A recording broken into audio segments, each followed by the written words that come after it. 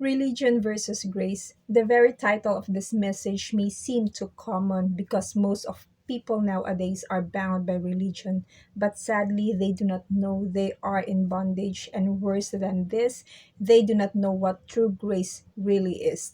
The definition most in religion give to grace is that because Jesus died for them on the cross, that is the grace of God.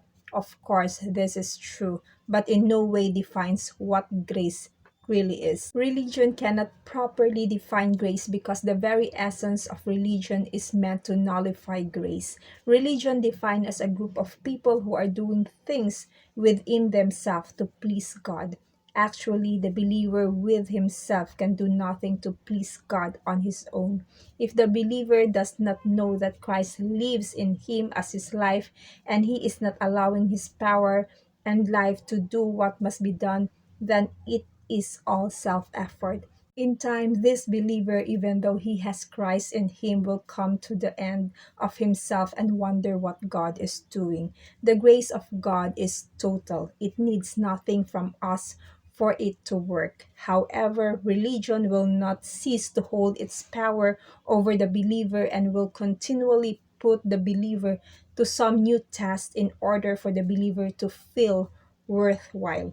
Self effort is the oil that makes the wheels of religion run. Sooner or later, the oil runs out. Sad as this is, it brings a time of knowing to the believer in whom Christ already lives that there must be something else that works better. Then the believer is ready to move into grace. There are at least four things that are lacking in the believer's self effort life that will come about with his opening up to the full grace message. First, inner peace. I remember when I did things in my flesh, how tormented I was as to whether God was happy with my works.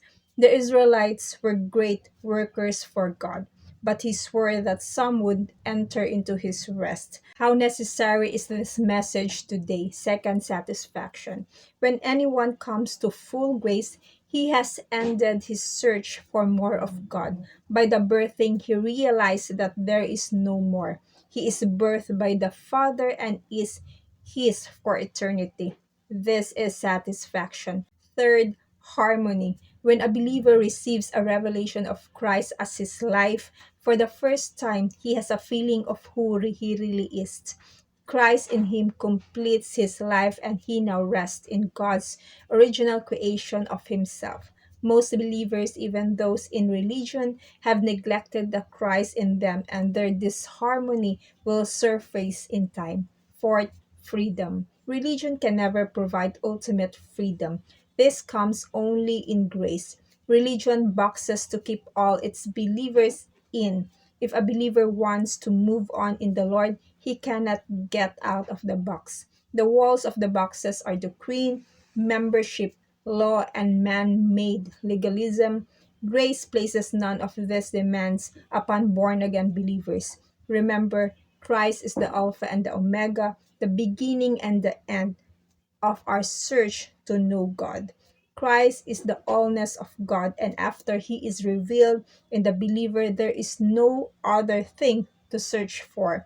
From this point on, the believer's soulish part becomes the center as the soul, intellect, will, and emotions begins to manifest a deep love affair with a Christ already joined to the human spirit. To God be the glory. God bless you.